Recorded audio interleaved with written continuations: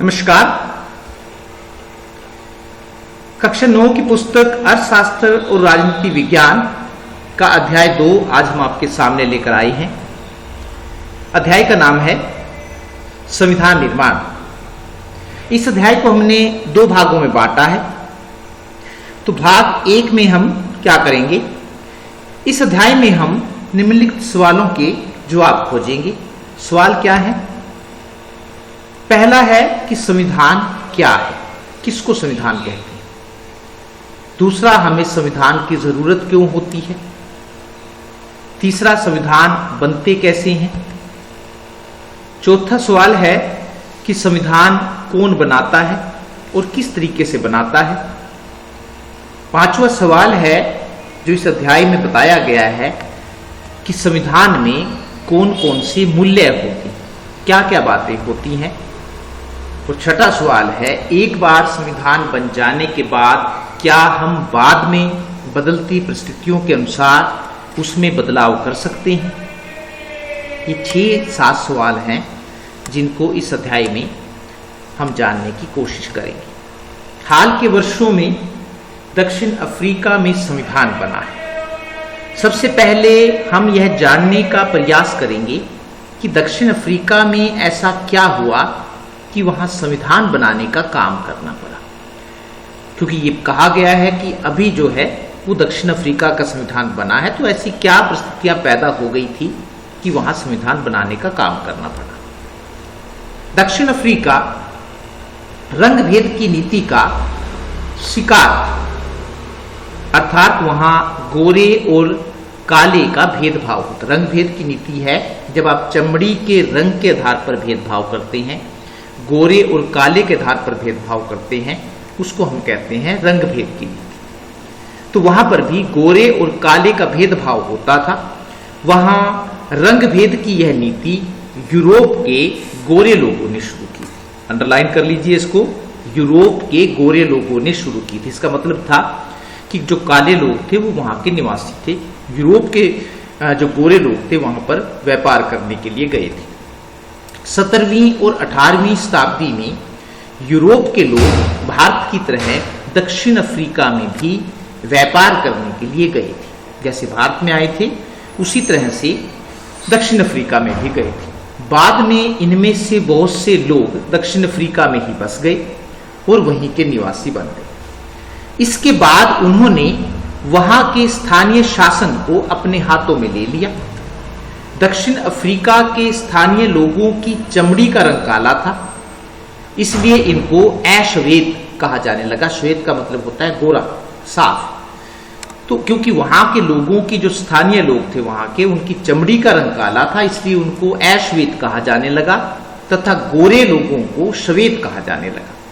वहां अश्वेतों की कुल जनसंख्या, अश्वेत जो वहां के स्थानीय निवासी थे, कुल जनसंख्या 3/4 है। 3/4 का मतलब अगर हम ये मानकर चले कि 4 हैं तो 4 में से 3 जो हैं वो काली चमड़ी के लोग हैं। श्वेत और अश्वेतों के अलावा वहां रंगीन चमड़ी वाले लोग भी थे। ये वे लोग थे जो ना तो गोरे थे और न ही काले थे, तो उनको हम रंगीन चमड़ी के लोग कहते हैं।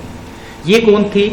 ये वे लोग थे जो भारत से दक्षिण अफ्रीका गए थे। भारत के बहुत सारे लोग दुनिया के अलग अलग देशों में बसे हैं जाकर, तो इनको रंगीन चमड़ी के लोग वो कहते थे। शासन पर गोरे लोगों का कब्जा था, क्योंकि वहां पर वो व्यापार करने गए थे और उनकी एक खास नीति होती थी। उसके बाद जिसे भारत में अंग्रेजों ने कब्जा कर लिया, तो दक्षिण अफ्रीका में भी लोग वहां गोरे लोगों ने कब्जा कर लिया। तो गोरे लोगों ने शासन पर कब्जा कर लिया, इसलिए बाकी सभी लोगों को छोटा और नीच माना जाता था। उन्हें गोरे लोगों की बस्तियों में रहने और बसने की इजाजत नहीं थी। उनकी अलग बस्तियां होती थी, काले लोगों की अलग बस्तियां होती थी। रेलगाड़ी, बस, होटल, अस्पताल, स्कूल, कॉलेज, समुद्र तट जिसको हम बीच कहते हैं, सार्वजनिक शौचालय, टॉयलेट आदि तक में गोरे और काले लोगों के लिए अलग अलग इंतजाम थे। यानी कि हर जगह पर अलग व्यवस्था की गई थी। गोरे लोगों के लिए अलग व्यवस्था की गई थी, काले लोगों के लिए अलग व्यवस्था की गई थी। चित्र आप देख रहे हैं, ये काले लोगों की एक बस्ती दिखाई गई है। किस प्रकार की परिस्थितियां थी उस समय। तो ये आप देख सकते हैं। तो एक नरकीय जिंदगी वो जीते थे और वहीं के वो जबकि स्थानीय निवासी थे।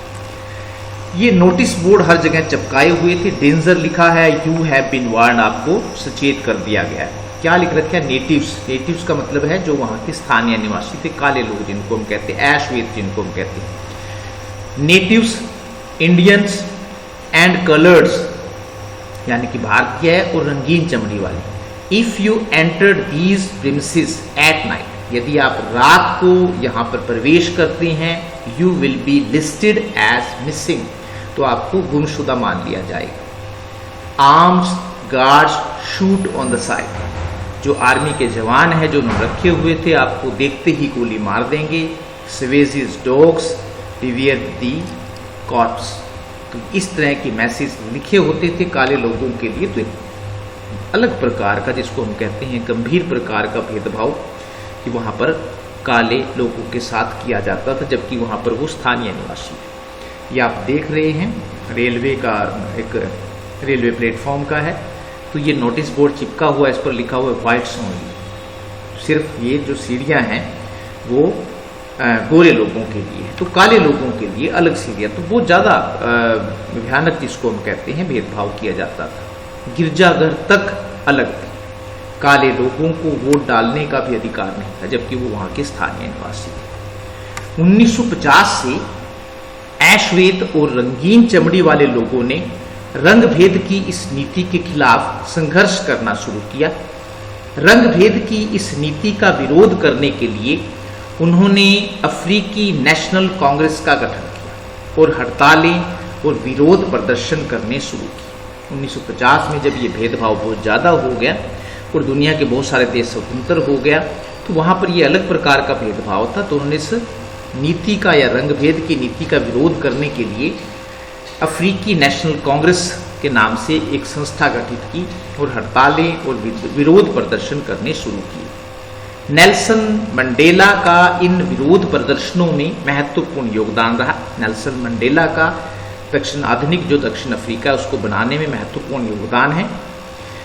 तो इसके बारे में जरा आप ध्यान से यहाँ से सुनेंगे। दक्षिण अफ्रीका की गोरों की सरकार ने उन पर देशद्रोह का मुकदमा चलाया और 1964 में उन्हें आजीवन कारावास की सजा दी, यानी कि पूरी जिंदगी के लिए जब तक वो जिएंगे तब तक जेल में रहेंगे। नेल्सन मंडेला का जो ये रंग भेद था इसको खत्म करने में महत्वपूर्ण योगदान है, लेकिन गोरे लोग ये बर्दाश्त नहीं कर सकते थे। अगले 28 सालों तक उन्हें अफ्रीका की भयावह जेल रोबेन द्वीप में कैद करके रखा गया। 28 साल तक एक व्यक्ति को सिर्फ इसलिए कि वो क्या विरोध कर रहा था, रंग भेद की नीति का विरोध कर रहा था, गोरे और काले के आधार पर जो भेदभाव हो रहा था उसका विरोध कर रहा था, आजीवन कारावास की सजा उनको दे दी गई। 28 सालों तक जेल में बंद करके रखा गया। संसार के दूसरे देशों ने भी रंग भेद की नीति की निंदा की, लेकिन फिर भी गोरी सरकार ने अपना शासन बनाए रखा। लेकिन बाद में जब विरोध बढ़ने लगा तो गोरी सरकार को यह एहसास हो गया कि अब वह जबरदस्ती से काले लोगों पर अपना शासन बनाए नहीं रख सकती है। इसलिए उसने भेदभाव वाले कानूनों को वापस ले लिया। नेल्सन मंडेला को जेल से रिहा कर दिया गया। 26 अप्रैल 1994 की मध्य रात्रि को दक्षिण अफ्रीका का नया झंडा लहराया। फिर डेट आप याद कर लीजिए कि जो रंग भेद की नीति थी उसको समाप्त कर दिया गोरे लोगों की सरकार ने। नेल्सन मंडेला को जेल से रिहा कर दिया गया। 28 साल तक उनको बंद करके रखा गया सिर्फ इस अपराध में कि वो रंग भेद की नीति का विरोध कर रहे थे। 26 अप्रैल 1994 की मध्य रात्रि को दक्षिण अफ्रीका का नया झंडा लहराया गया।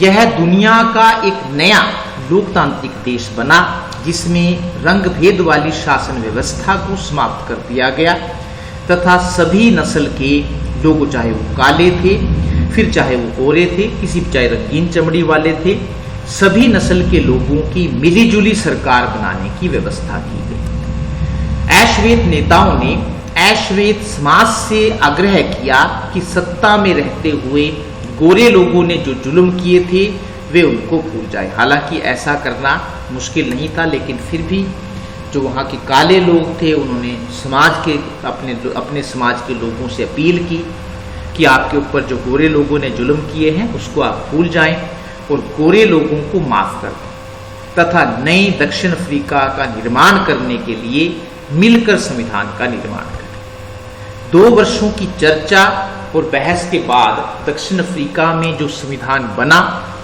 उतना अच्छा संविधान दुनिया में कभी नहीं बना था। तो उन्होंने जो संविधान बनाया है, कहते आज तक जो जितने भी संविधान बने हैं वो दुनिया का सबसे बेहतरीन संविधान है।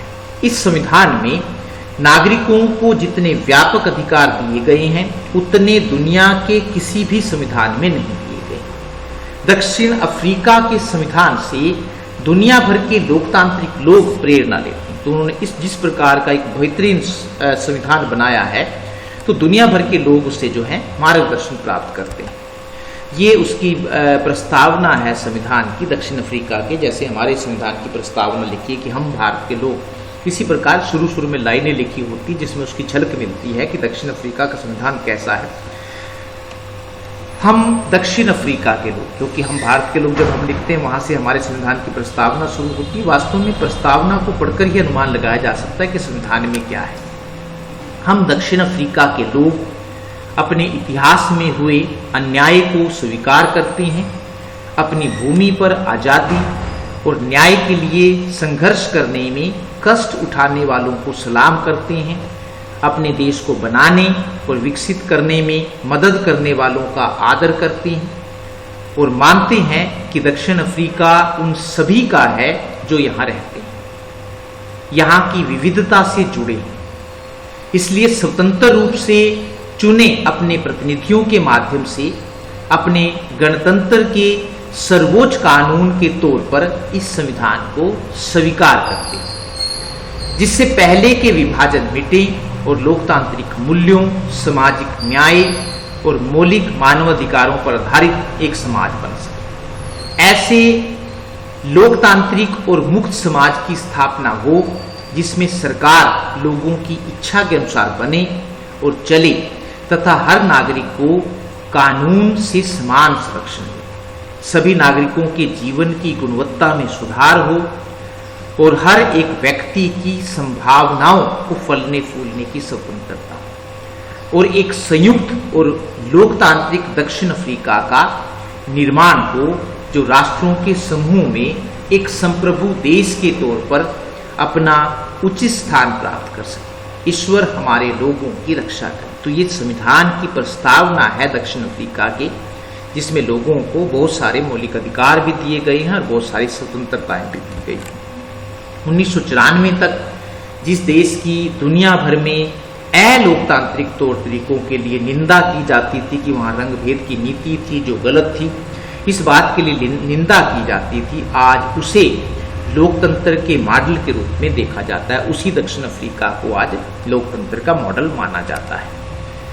हमें संविधान की जरूरत क्यों पड़ती है? हमने पहले तो हम ये देखा है कि कैसे संविधान बना है, क्यों संविधान बनाना जरूरी है। जब नया संविधान तो वो लोगों की आकांक्षाओं के अनुसार होना चाहिए, लोगों की इच्छाओं आवश्यकताओं के अनुसार होना चाहिए।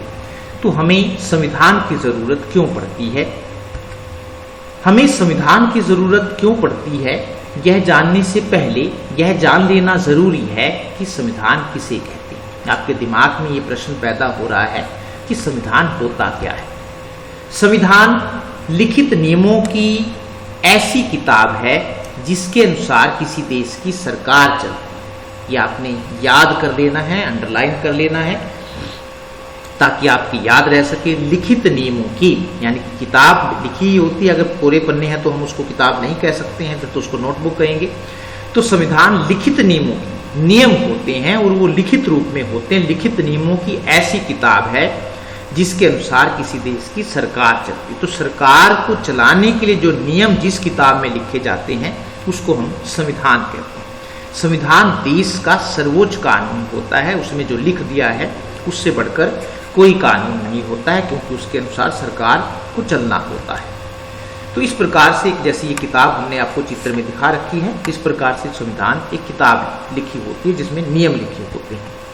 दूसरे शब्दों में हम कह सकते हैं कि संविधान लिखित और अलिखित नियमों की। कुछ संविधान ऐसे भी हैं जो लिखित है, जैसे इंग्लैंड का जो संविधान है वो अलिखित है, वो वहाँ पर परंपराओं और रीति रिवाजों के अनुसार इंग्लैंड का संविधान चलता है, वहाँ पर लिखित में कुछ नहीं।